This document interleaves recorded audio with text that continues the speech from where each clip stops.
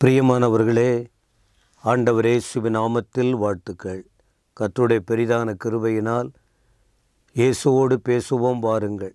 இந்த நிகழ்ச்சியில் தேவ வார்த்தையை தொகுத்து சொல்லுவதற்கு மீண்டும் ஒரு வாய்ப்பு எனக்கு கிடைத்தது. கர்த்தருடைய நாமத்திற்கு ஸ்தோத்திரம். இன்றைக்கும் ஒரு வார்த்தை என்ன? ஆகாய் 2ஆம் அதிகாரத்தின் 9ஆம் வசனம் தொடர்ச்சியாய் இந்த வார்த்தைகளை பார்க்க போகிறோம். அதில் என்ன சொல்லப்பட்டிருக்கிறது?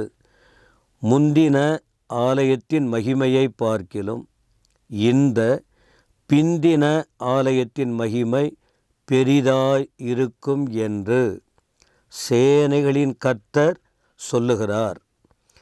இவ்விடத்திலே சமாதானத்தை கட்டளையிடுவேன் என்று சேனைகளின் கர்த்தர் உரைக்கிறார் என்று சொல். ஆகாய் தீர்க்கதரிசி மூலமாய் ஆண்டவரின் வார்த்தை அறிவிக்கப்படுகிறது. ஆண்டவர் சொன்னதாக குறிப்பிடுகிறார். என்ன வார்த்தை அது? சமாதானத்தை கட்டளையிடுவேன். சமாதானம். அதிகாரம் உள்ளவர் கட்டளை கொடுக்கிறார். என்ன கட்டளையிடுவேன் சொல்லுகிறார்? சமாதானத்தை தருவேன். இந்த இடத்துல ஒரு வார்த்தை சொல்லப்பட்டிருக்கிறது பாருங்கள்.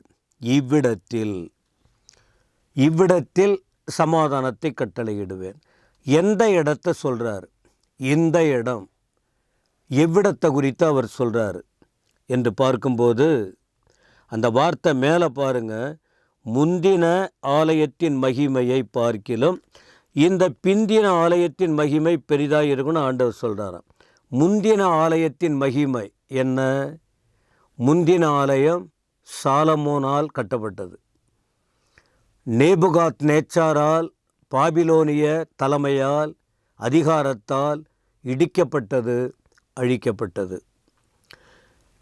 அழிக்கப்பட்டது மட்டுமல்ல, அங்குள்ள ஜனங்களை சிறையாக கொண்டு போய் அடிமைகளாய் வைத்தார்கள் என்பதெல்லாம் சத்தியம். இப்போ இந்த பிந்தின ஆலயம் அப்படின்னு சொல்கிறார். இப்போ முந்தின ஆலயம் சாலமோன் முறைமை கட்டப்பட்டது. இந்த பிந்தின ஆலயத்தின் மகிமை பெரிதாக இருக்குன்னு சொன்னால், இது எருசலேமிலிருந்து ஜனங்கள் திரும்பி வந்தார்கள். பாபிலோன் அடிமைத்தனத்திலிருந்து அவர்கள் மீண்டும் வந்தார்கள். வந்த பிறகு யூதர்கள் கட்டினதான 2வது ஆலயம். இதற்கு தலைமையார் செருபாபேல். அவர் மூலமாய் கட்டப்பட்ட 2வது ஆலயம். இதை தான் ஆண்டவர் சொல்கிறாரு.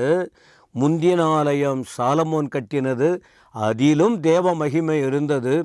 பிந்தின ஆலயம் செருபாபேல் அவரோடு சேர்ந்த யூத குழுவினர் வந்து கட்டுறாங்க. இதிலும் அதை பார்க்கிலும் இதிலே அதிகமான என்னுடைய மகிமை இருக்கும் என்று ஆண்டவர் சொல்லுகிறார். இவ்விடத்தில், அந்த இடத்தில் நான் சமாதானத்தை கட்டளையிடுவேன் என்பதாக குறிப்பிடுகிறார். அன்று அங்கே கட்டின ஆலயங்களெல்லாம் கட்டடங்கள், பொருட்களை சேகரித்து மனிதர்களின் முயற்சியால் தேவ ஜனங்கள் வந்து கூடி ஆராதிக்க அந்த ஒழுங்குமுறை, அப்படி ஒரு காரியம் செய்யப்பட்டது. அப்போது இந்த இவ்விடத்தில் சமாதானம். அப்போ இவ்விடத்தில் சாலமோன் கட்டின ஆலயத்தில் சமாதானம், செருபாபேல் கட்டின ஆலயத்தில் சமாதானம். அதில் விசேஷமாக ஆண்டவர் ஒரு சமாதானத்தை நிறைவாய் கொடுக்க விரும்புகிறார். அது எங்கே தெரியுமா? மனிதனின் இருதயத்தில், நமக்குள்ளே, உங்களுக்குள்ளே, எல்லாருக்குள்ளும் அந்த சமாதானத்தை நான் தருவேன் என்று சொல்லுகிறார். ஒரு கல் கட்டடத்துக்கு சமாதானம் தேவையில்லையே. ஒரு ஃபேன் இருக்குன்னா அந்த ஃபேனுக்கு சமாதானம் தேவையில்லையே. ஒரு லைட் இருக்குது, அதுக்கு சமாதானம் தேவையில்லையே. அதற்குள்ளே இருக்கிற மனிதர்களுக்குத்தானே அந்த அமைதி, அந்த ஆறுதல், இவைகள் தேவை. அப்போ இந்த முந்தின ஆலயம் பிந்தின ஆலயம் சொன்னாலும் ஆண்டவர் சொல்லுகிற இன்னொரு மகிமையான ஒரு ஆலயம் இருக்கிறது. அது என்ன தெரியுமா? மனிதனுடைய இருதயம். 1 கொரிந்தியர் 3ஆம் அதிகாரத்தின் 16-17 வசனம் அப்போஸ்தலனாகிய பவுல் சொல்லும்போது, நீங்கள் தான் தேவனுடைய ஆலயம், நீங்கள் தேவனுடைய ஆலயமாய் இருக்கிறீர்கள் என்றும் தேவனுடைய ஆவி உங்களில் வாசமாய் இருக்கிறார் என்றும் அறியாதிருக்கிறீர்களா சொல்லிட்டு, ஒருவன் தேவனுடைய ஆலயத்தை கெடுத்தால் அவனை நான் கெடுப்பேன். தேவனுடைய ஆலயம் பரிசுத்தமாய் இருக்கிறது, நீங்களே அந்த ஆலயம். கவனிச்சிங்களா? இது கட்டடமாகிய ஆலயம் அல்ல, மனுஷனுடைய இருதயம். இதை தான் ஆலயமாக தெரிந்தெடுத்திருக்கிறார். அப்போ ஆலயம்னா என்ன?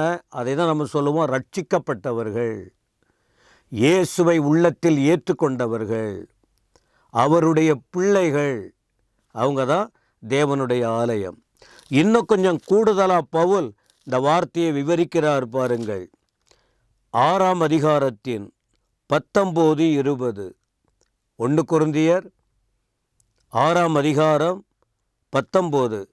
உங்கள் சரீரமானது நீங்கள் தேவனாலே பெற்றும் உங்களில் தங்கியும் இருக்கிற பரிசுத்த ஆவியினுடைய ஆலயமாய் இருக்கிறது என்று நீங்கள் உங்களுக்குரியவங்க இல்லை அப்படின்னு அறியீர்களா? நீங்கள் யார் தெரியுமா? அப்படின்னா நீங்கள் யார் சொல்கிறாரு? நீங்கள் கிரயத்திற்கு கொல்லப்பட்டீர்கள். என்ன கிரயம்? இயேசு கிறிஸ்துவின் இரத்தம். இயேசு கிறிஸ்து கல்வாரி சிலுவையில் தன் ஜீவனை கொடுத்தார். அவர் கொலை செய்யப்பட்டார். அவர் உடலெல்லாம் கிழிக்கப்பட்டது. அந்த உடலிலிருந்து வந்த இரத்தம், இந்த இரத்தத்தினால், இந்த கிரயத்தினால் நீங்கள் கொல்லப்பட்டீர்கள். அப்போ இயேசுவின் இரத்தத்தால் மீட்கப்பட்டவங்க தேவனுடைய பிள்ளைகள். மனுஷங்க அதுக்காக ஒன்றும் செய்யலை, ஆண்டவரே அந்த தியாகத்தை செய்திருக்கிறார். ஆகையால் இப்படி நீங்கள் தேவ ஆலயமாய் இருக்கிறதினால், நீங்கள் அவருடைய இரத்தத்தால் மீட்கப்பட்டவர்களாய் இருக்கிறதினாலே, தேவனுக்கு உடையவைகளாகிய உங்கள் சரீரத்தினாலும். இப்போ நீங்கள் யாருக்கு சொந்தம்?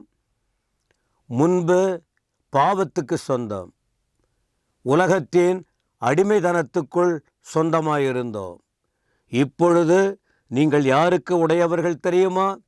தேவனுக்கு உரியவர்கள், தேவனுக்கு சொந்தமானவர்கள். எப்படி? அவர் விலைக்கிரயம் கொடுத்து நம்மை மீட்டார்.